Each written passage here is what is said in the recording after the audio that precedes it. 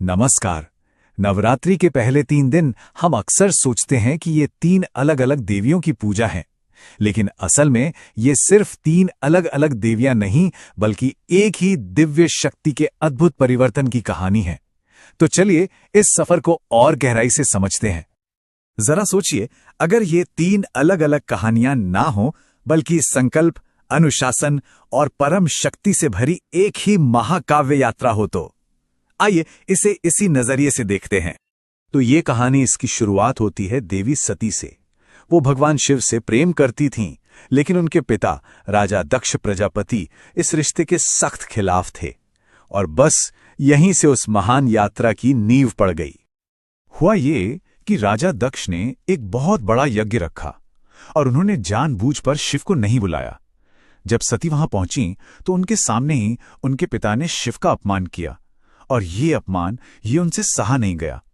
इसी वजह से सती ने उसी यज्ञ की अग्नि में खुद को समर्पित कर दिया और इसी के साथ एक दिव्य चक्र शुरू हो गया।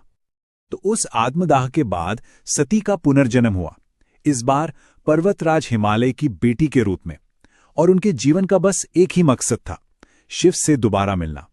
यहीं से उनका सफर एक नए सिरे से शुरू होता है। उनके नाम में ही उनकी पूरी पहचान छिपी है। शैल यानी पर्वत और पुत्री यानी बेटी, मतलब पर्वत की बेटी। ये नाम ही बताता है कि उनका जो संकल्प था वो बिल्कुल पहाड़ों की तरह दृढ़ और अटूट था।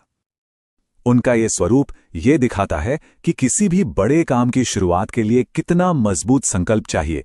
एक हाथ में देखें तो त्रिशूल है, शक्ति का प्रतीक, तो दूसरे हाथ में कमल है, शांति का प्रतीक। ये उनके संतुलित स्वभाव को दिखाता है, जो किसी भी बड़ी यात्रा के लिए बहुत जरूरी है। लेकिन सिर्फ संकल्प कर लेना ही तो काफी नहीं होता है ना? अब देवी अपने सफर के अगले पड़ाव पर पहुंचती हैं, जहां वो अपने संकल्प को पूरा करने के लिए कठोर तपस्या, एकदम कठोर तप और भक्ति का रास्ता चुनती हैं। और यहां भी उनका नाम ही सब कुछ बता देता है। ब्रह्मचारिणी, मतलब वो जो कठोर आध्यात्मिक अनुशासन का पालन करे। उनका ये रूप पूरी तरह से ध्यान और समर्पण को दिखाता है।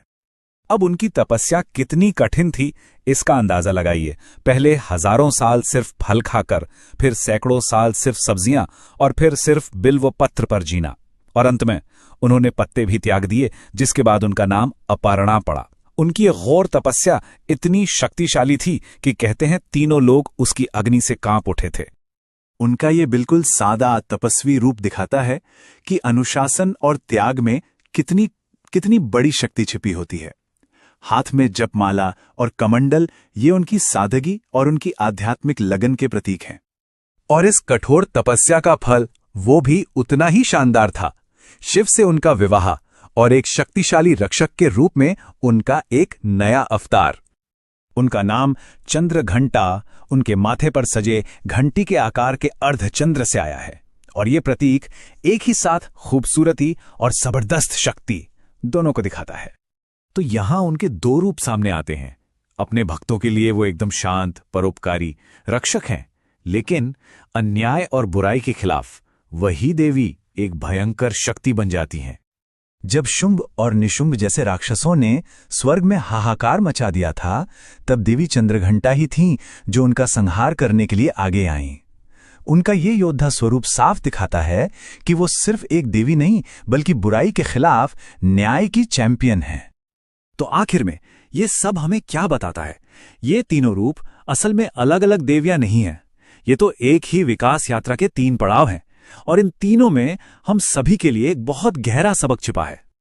हर देवी का जो गुण है वो असल में सफलता के रास्ते का एक स्टेप है। ये पूरी कहानी हर उस इंसान के लिए एक प्रेरणा है जो किसी लक्ष्य को पाना चाहता है। पहले एक दृढ़ संकल्प, जैसे शैलपुत्री, फिर उसे पाने के लिए कठोर परिश्रम, जैसे ब्रह्मचारिणी, और आखिर में अपनी शक्ति का इस्तेमाल अच्छाई के लिए करना, जैसे देवी चंद्रघंटा। तो इस पूरी कहानी का सार यही है, ये सिर्फ एक पौराणिक कथा नहीं बल्कि दृढ़ता, अनुशासन और साहस के जरिए किसी भी लक्ष्य को हासिल करने का एक तरह का ब्लूप्रिंट है। ये एक ऐसा संदेश है जो हजारों साल बाद भी उतना ही सच है। सवाल तो अब ये है कि हम अपनी जिंदगी में इस सफर को कैसे अपनाते हैं।